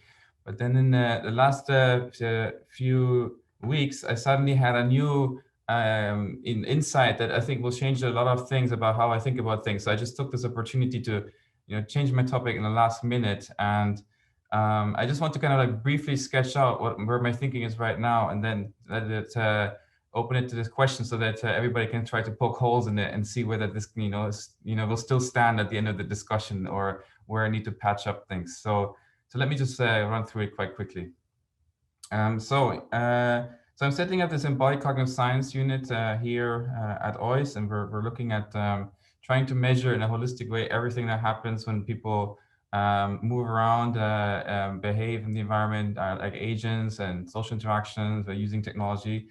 And while we were looking into the aspects of agency, we were trying to figure out how to distill what exactly agency is. And in that context, I came up with some clarity in my thinking about consciousness. So here are these axioms that I think should be the basis of how we think about the mind-matter relationship. And to just give a brief context here, so I started actually mainly as a constructivist. So, and if you remember in the early days of enactivism, there was some ambiguity of whether enactivism was just another version of radical constructivism or whether it was something else. And in constructivism kind of makes sense when you want to solve the mind-body problem from the early starting point of cognitive science, which was internalist and individualist and representationist. Then you can start to realize that, hey, logically speaking, if everything is inside the head, then how can we make sure that the representations actually match up to something in the world? So maybe everything is just mental in the end, right? So everything is just constructed. And one of the proponents of this, von Glasersfeld, towards the end of his life, actually had a paper on who constructs society. So it was really quite radical that even all the other people that we meet in our experience are all just mental constructs to some extent. And that's really quite unsatisfying. And so I think that kind of like then ushered into a more dynamical systems approach where people talked about agent environment interaction and social interaction as key components. But what about the question of the mind-body problem in that regard? And I think that the way that area is developing is towards a kind of extended mind-body identity theory. You see this very clearly in the work of Eric Mein and Dan Hutto, but others, where basically, having mind or being conscious just is interacting with the environment in a certain way. And Kevin O'Regan also says this in more or less these terms. But to my mind, that just is another step to, towards reductionism, because if it's an identity relationship, it kind of means that the physical part of that relationship, can stand on its own. It doesn't really need the mental bit. It could just be purely the physical bit. And we've got this problem with philosophical zombies and so on. So in that context, I started thinking, hey, I don't want to be just, identity theorist. I do want the subjective to make a difference in its own right over and above what the physical happenings are. And so that's now where we enter here into this presentation and into Axiom 1. I want to say that the experience of our subjectivities as such, making a difference to our bodily happenings, is undeniable. And you can cast this a little bit more broadly in the context of the other talks we've heard about. So I want this to mean normativity in general. When something can go wrong or something can go right, whether it's a plant or a person learning to do pottery or, interacting with another person. The whole life mind scale I include here, anything that goes beyond a purely physical happening, I think in its own right should be allowed to make a difference in how life and mind unfold. And yet here's the key problem, right? So if you tell this to someone who's a hard-nosed materialist, they will say, hey, well, there's no objective evidence of any such thing, right? Every time we look into the systems, and we look into the brain and we look at how the neurons fire, everything that we see are chemicals, particles, electrical activity. There's no such thing as normativity there, right? It's all just, natural physical processes that we know from physics. So whatever you say about normativity or consciousness making a difference, that can only be a shorthand heuristic, because at the end of the day, we don't see such things happening in nature, right? And so I think that this kind of clash between our subjective experiencing is supposed to have making a difference, and yet on the other hand, we don't see this happening inside the natural sciences.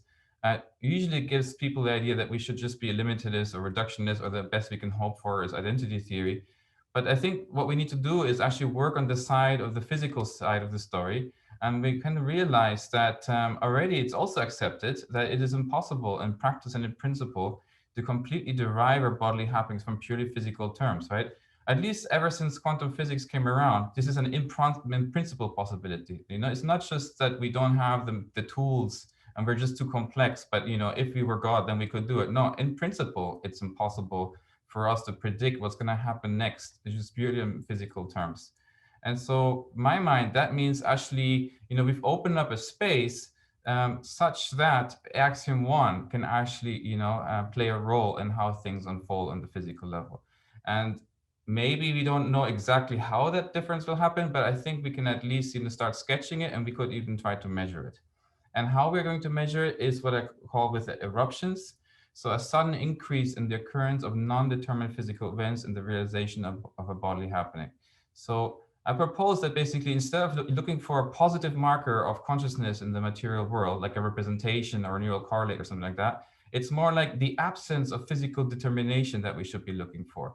It's like the way the mind reaches into the body and makes things happen is in the sense that what cannot be the cause of it anymore is the previous physical state of the system. So if we can measure this underdetermination of physical happenings, then I think we're getting very close to measuring the impact of subjectivity in the body, right? So basically my working hypothesis for this eruption theory of consciousness is that subjective doings as such, as being subjective, normative, and conscious, whatever you want to call it, can make a difference to our bodily happenings by subjecting them to eruptions. And again, the only thing here is that it's not a directed thing, right? It's just saying that things become underdetermined by preceding physical causes, right? But that in itself would then just, people will throw up their hand and say, hey, now you're just saying that everything is random, right? If it's non-determined, how can that be intelligent, right? So it turns out that that's actually a relatively easy problem to solve, because we've got a lot of other theories that we can fall back on and explaining how randomness might make a difference and lead to adaptive behavior. And we can talk about Ashby here. We can talk about all kinds of complex systems theory where noise and randomness actually are the driving factors for generating order. So the general overview, and this is just my last slide before I open to the questions. So the general overview of this theory is then, on the one hand, I can build on all the inactive embodied philosophy, which says that we need a strong concept of individuation. So we can talk about autopoiesis, autokatakinesis if you're a ecological psychologist, dissipative structures, work constraint cycles by Kaufman, precariousness as Jonas talks about it. So all the kinds of things which tell us that a living body somehow integrates a perspective on the world. And for that perspective, things show up as mattering to that perspective. There's a concern for self-preservation. There's a concern for what happens in the world. Right? So we can take all of that as the origin of why there is such a subjective difference, why there's a lived body in addition to the objective body. And then this is the kind of the key move. And I say there's also eruptions, which means there's non-determinacy, stochasticity, noise, quantum fluctuations, and things like that going on inside that individual when we look at it in objective terms. And in addition, we have a lot of scaling factors going on.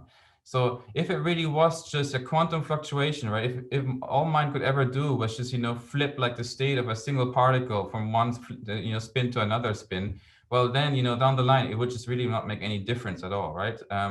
But it turns out that the bodies are organized to be, metastable, to be, self-organized critical. to be chaotic. And what that means in practice is that microscopic or infinitely small perturbations can have macroscopic effects down the line. So actually our bodies are kind of like amplification mechanisms of uncertainty. If you have a little bit of uncertainty somewhere, in the right context of such a metastable system, you will have macroscopic effects down the line. And that then just leads me to the final part of this theory, which is that how do we guarantee that these macroscopic effects actually make the right kind of difference to what you want to achieve as a subject?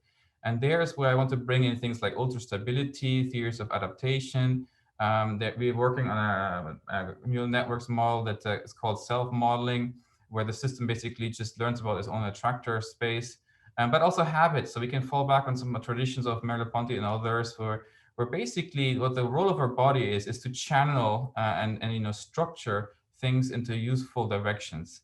And so I think it's this combination of all of these different levels. When we put it together, we've got a theory where suddenly subjectivity can make a difference to how things unfold by regulating the rate at which the uncertain events, physically undetermined events, happen inside the body.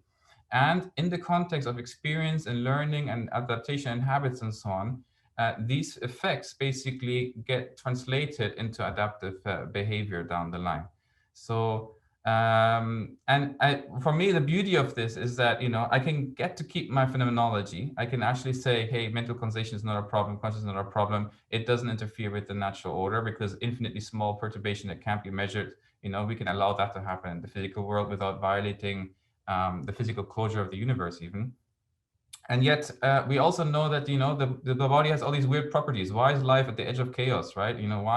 Why does it have these metastable, metacritical things? And at the same time, we can bring in this whole branch of complex systems theory where basically people have been playing around with kind of organizations in which noise and uncertainty and chaos actually down the line produces useful order. And yeah, so if you put all of these together, I think we've got a new way of thinking about the relationship between consciousness and matter that draws on the best insights of what we know about inactive, embodied, and ecological psychology, and lets us move forward in a kind of quantitative way, because now we can try to measure these levels of uncertainty in the brain, but also in our behavior, as markers of when mind expresses itself in the material world.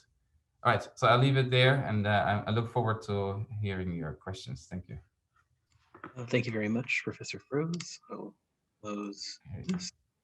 Please take a moment to type "I have a question" in chat. We have 2 questions that are already in the queue. The first question is from Elmo. So if you'd like to unmute yourself and ask your question, please go ahead. Thank you, Jonathan. Thank you very much, Professor Froese, for the fascinating talk and also this update just now.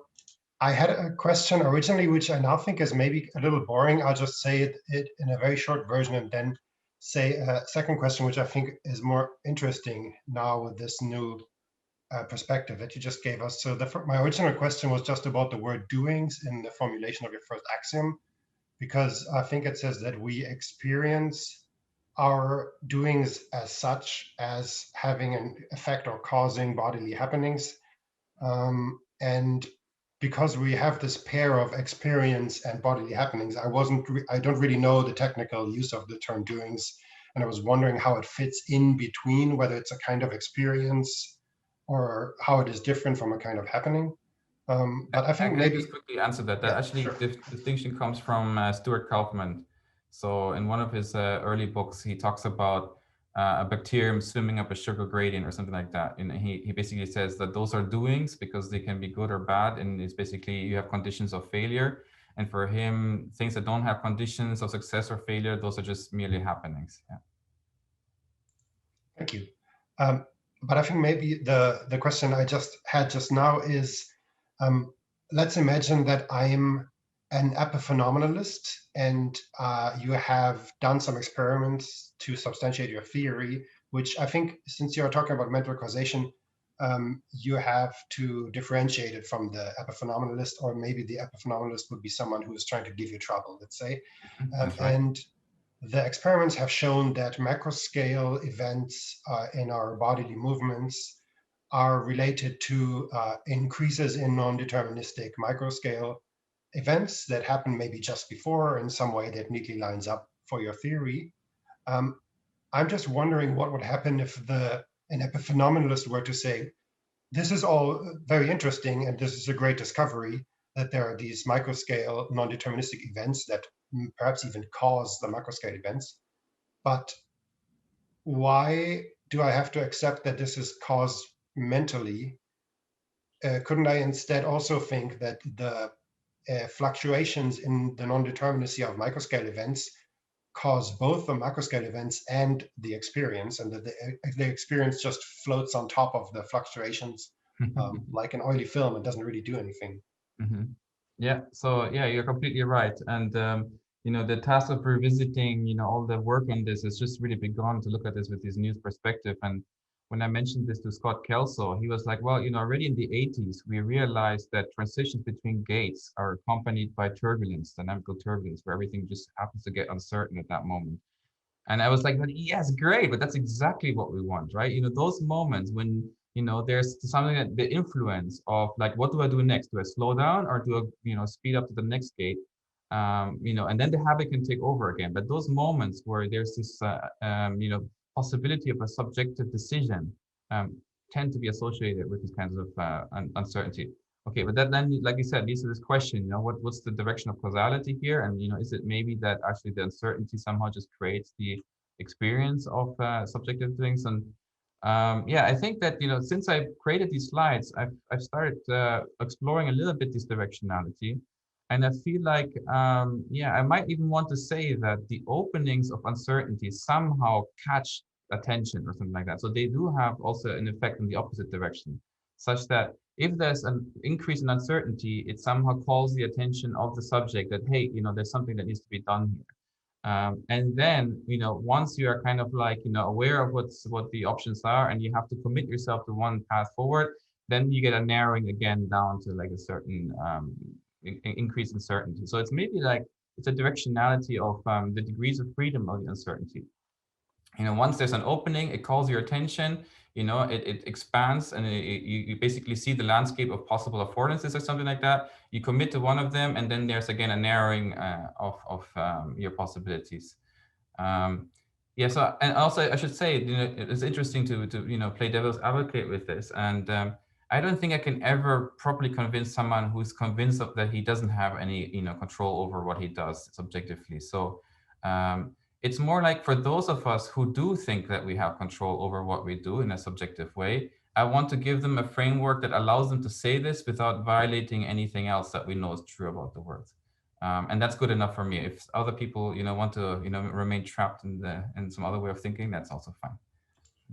Thank you very much. I think that was a great, I really like this new angle of sort of dynamics of directionality that you introduced. And also I think your more abstract argument is great, that someone who denies having an experience of agency, you can't really do anything about that.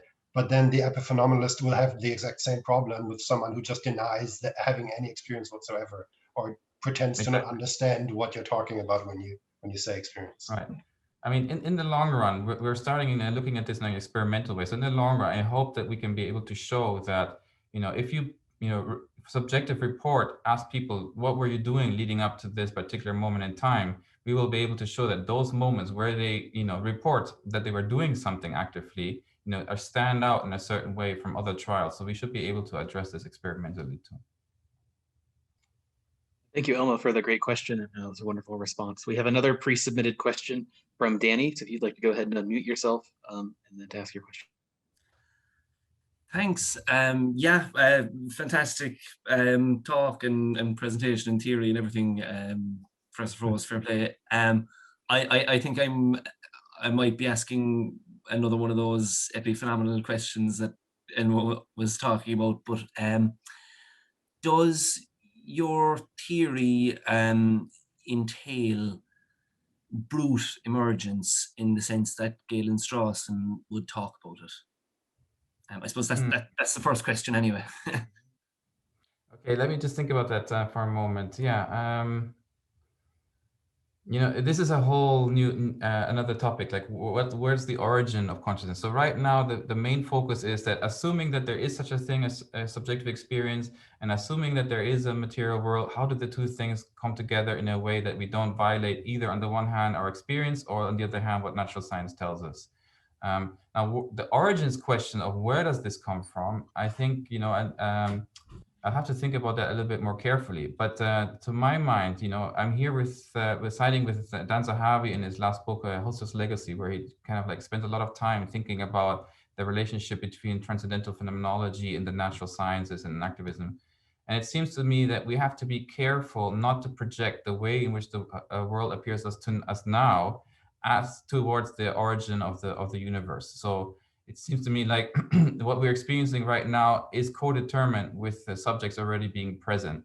And just to assume that it could be the same without any observers at all, not even potential observers, you know, we need to be very careful not to project that into the distant past. So I'm really not sure how to you know, say something more than that for the moment. But basically, the very traditional story of first there was the material universe, and then eventually we just had the origin of life, and then there were subjects. I'm saying maybe it's not so simple. Maybe we have to think a bit more carefully about what comes before the origin of life. Fantastic, thanks. I was hoping you would say something like that. My second question then, I'm not so sure that it's quite as, I don't know, relevant. I think you might have answered it slightly there, but I suppose I'm treading on dangerous waters here now as just a student, but could the axioms be paraphrased as, and actually I kind of think this is no already, but I'll ask it anyway. Could the axioms be characterized as, number one, we subjectively experience agency as having a certain free will over our bodily happenings. Two, there's no empirical objective evidence of free-willed agents. And three, the measurement problem of quantum mechanics exists. Thus, it's impossible to give a comprehensive objective account of our bodily happenings derived solely from classical physics. Thus, a comprehensive account can be described from consciousness as derived from quantum mechanics affecting the evolution of classical physics or bodily states. Mm-hmm. Yeah, so thank you for that rephrasing. So obviously free will is one of the most exciting, you know, topics that we could think about in this framework. And especially, you know, I feel that this gives us a very much more interesting way of thinking about free will than some of the other debates about free will that are going on by Dennett and others. You know, I think in that case, we would have to bring in extra resources that might not be covered in my list right now, such as language and, you know, enculturation and, you know, domestication and I don't know. So there's some other things that we might need to bring on board in order to really talk about free will, other than just not being solely determined by physical preceding causes. So my notion here of consciousness is, I haven't really found the perfect word for it. Maybe there is none, but I really just try to mean that anything that's not physical to some extent. And it kind of made me think that all my work that I've been doing on normativity, maybe that's just the same as saying I'm working on consciousness. I don't know, but you know, there seems to be like, you know, as soon as you have conditions that are other than just purely physical conditions, you know, that's what I want to talk about. And that can be something that's good or bad for you. That can be mean you have goals. There could be a function. There could be an awareness of something. You could misperceive something. So there's a whole everything really that we want to talk about in terms of psychology and you know, the phenomenon of life fits into that box. So eventually down the line, so basically it also applies to plants. You know, just to link back to one of the other talks. So we should be able to test this theory also in plants. So it don't even bacteria. But once we end towards the human end of the spectrum, yeah, we somehow evolved to be particularly good at taking advantage of this, you know, let's say empty space that's offered to us by the non-determinism of the physical world, to use it for our own purposes. And exactly how we do that, that's, you know, that's fascinating stuff. Yeah. And the other part about the quantum physics, right? So yes, I mean, right now for me, that's the way forward, because that to some extent, that's the only genuine source of uncertainty that we seem to be knowing of right now. But that doesn't mean that there couldn't be others that we haven't really considered yet. So to some extent, I wonder sometimes whether the phenomenon of life at the macro scale in itself couldn't also be another source of uncertainty. And it has to do with the fact that, if there's a closure of self-production, which kind of like, leads to some kind of like incompleteness in terms of the material phenomenon, but at the macroscopic level, right? And perhaps, the reason why when we go from non-life to life, we suddenly start having to work with probabilities again, right? So if we go down low, low, low, low, low, low, low, eventually we bottom out into a physics of probability. And then there's the classic world, all deterministic, and dynamical systems. And then, hey, there's life, suddenly we're probabilistic again, right? Why do we have these two kind of like, probabilistic sciences? Could it be that at the level of the phenomenon of life, we are actually dealing with yet another kind of probability that we need to just capture as such, rather than trying to reduce it to a kind of more deterministic level? I'm open to that possibility, but it's just that right now we don't really have any good grasp on that question. Yeah. Thanks for the great question and wonderful response. Third question is from Froese. Please, if you can unmute yourself. Yeah, thank you. Well, first of all, it seems like a really all-encompassing framework for everything mental and living, pretty much. It seems like it brings cybernetics back, but with a twist. Yeah. Yeah. So what I was wondering is, so in theoretical accounts of life, in broad terms, starting from Schrödinger's "What is Life," for example, there seems to be this negentropic tendency in living through this constraint of thermodynamic flow, for example, like in catalytic processes and stuff. And this concept of eruption that you're introducing seems like it goes the other way, and it seems to push towards an entropic tendency in life. So I'm wondering how can we reconcile this kind of opposing tendencies? Is it, for example, an issue of balance? And if it is, it seems like it gets close to accounts about emergence of complexity. Yeah, thank you for your questions. Lots of interesting topics. So let me just briefly mention cybernetics. So yeah, so you could say that the originator, or initial seed for this theory was actually Ashby's theory of ultrastability.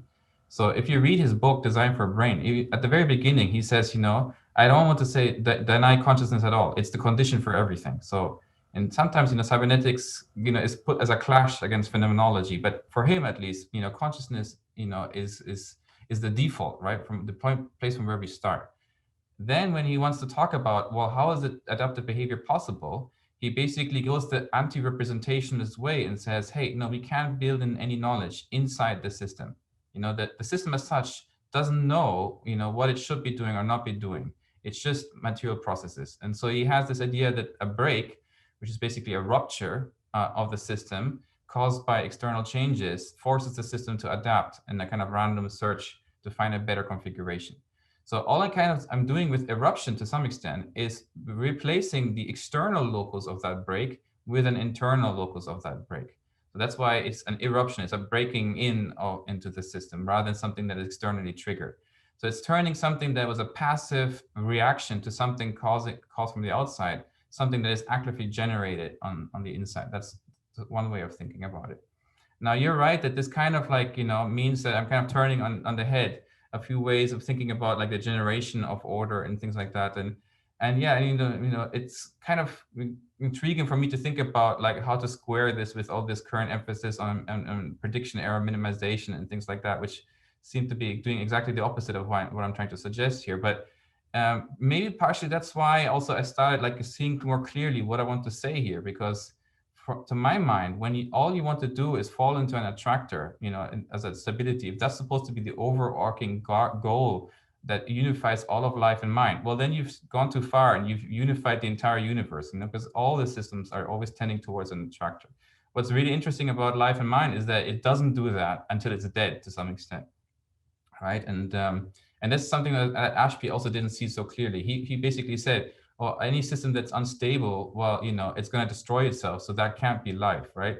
Well, if you have enough time before you die, right? If you can live for 100 years, as some people here in Okinawa do, well, maybe that's enough, right? You don't need to be absolutely stable, as long as you can live for 100 years and be unstable at the same time, right?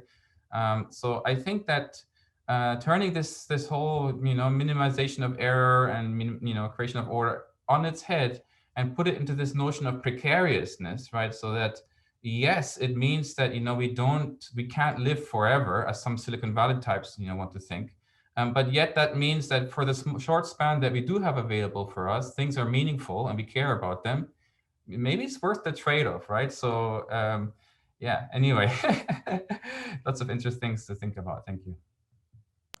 Yeah, that's a really profound answer.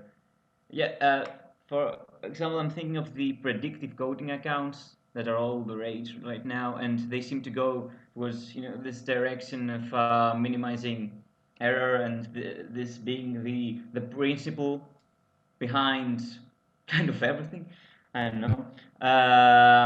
And there's the fundamental problem of why don't we just stay in a corner of a room and don't do anything?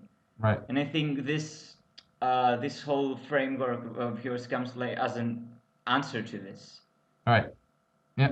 And there's one more thing here. I think that it's always good to try to see the best what others have to offer, even if you don't agree with them. And the one thing that I would like to take from their work is the idea that big prediction errors, get a lot of attention, or grab, catch a lot of resources of the system. And I think maybe we can still work with that. So that big, jumps in unpredictability, if you want to call it, somehow raise to your awareness, and then then my theory basically takes it on from that. Yeah, thank you. Yeah, thank you for the really detailed and informative questions. We have officially hit the time limit. We have a few more questions in the queue for those of you interested in sticking around and discussing a little bit further. We absolutely want to welcome you to do that. I also want to use this time specifically after this panel to welcome folks to talk about what actually will happen next in terms of what we have this event. We've had previous events that led up to this event. Maybe what we can do now, given that we're all talking about these things together and sort of challenging each other, and our new ideas have sort of sprung up. So creating an opportunity to have a general discussion. But yeah, so please feel free, if you've come just for the panels, I would like to take a moment to thank all of our speakers and also take a moment to especially thank the people behind the scenes, Karen A. Wilkinson, as well as Melissa Jakart, who were very, very, very helpful in chairing panels, but also helping getting everything set up so that anything that seemed to be working in the back behind the scenes was really all of them. I'm just the face. So really appreciate you being here. And we will have more time for conversation because we have a few questions, one from Tony, one from Bob Richardson, and then one from Peter Herchuk. So cool. So great. So yeah, I don't Tony, actually have a question. I don't have a question. I mean, I have a dozen questions, Tom, and I'll bother you about them later offline. But I mean, this is the 54th annual philosophy colloquium that's just ending now. And Jonathan is the first PhD student ever to organize it. And I think he did a fantastic job. And I just want to thank him for doing all of the work that he's done to make this unusual circumstance conference be such a success. So thank you, Jonathan. And Tarane, who also helped. Yeah, absolutely. It was a lot of fun. Yeah, but please. So Dr. Richardson, you had a question. I want to invite you to ask it. It's still Bob, but I really wanted to say thanks to all of you for a really good colloquium. That's the main point. So I'll leave it with that. Well, thank you. Thank you all the participants and all the people in the background and all the people in the foreground.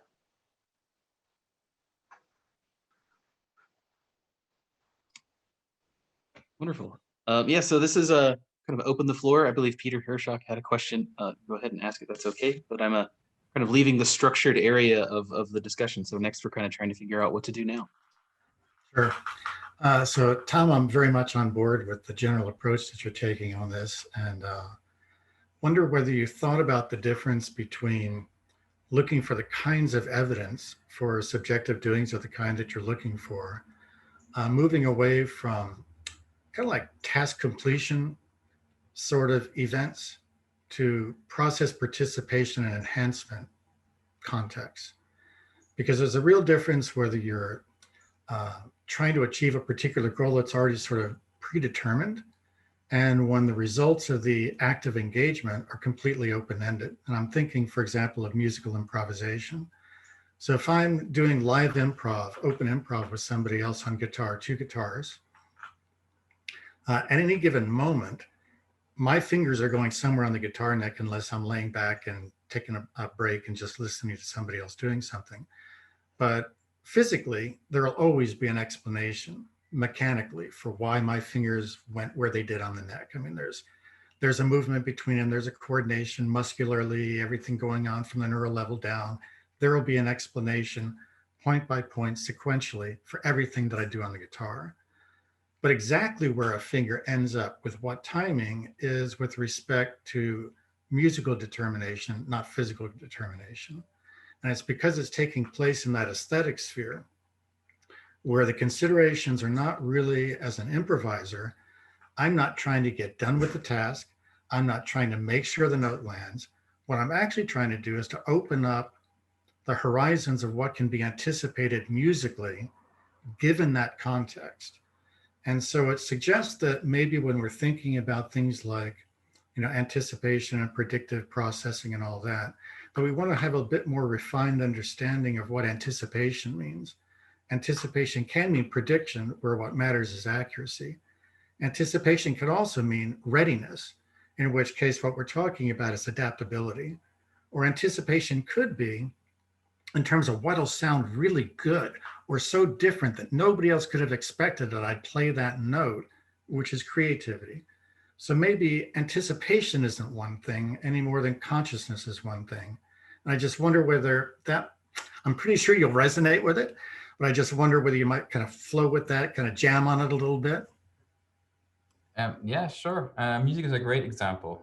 We have a few cognitive scientists who are also professional musicians, by Tony, who are also joining this group, and so it'll give us some opportunity to explore it. So, but the way that you put it, makes it even clearer in my mind. So thank you for that. Yes. So musical improvisation, the normativity that guides those movements definitely goes beyond just the pure physicality of it. So that's a great example.